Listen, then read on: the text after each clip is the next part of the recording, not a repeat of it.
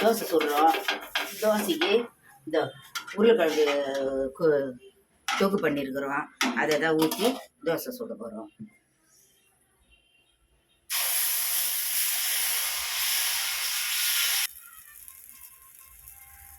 முடியல.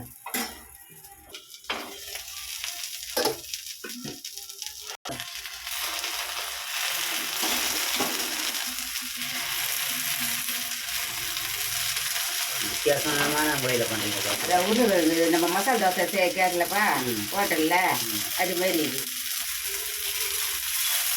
அதே மாதிரி உருளைக்கிழங்கு உருளை தொக்கு வச்சு தோசை பண்ணியிருக்கிறோம்.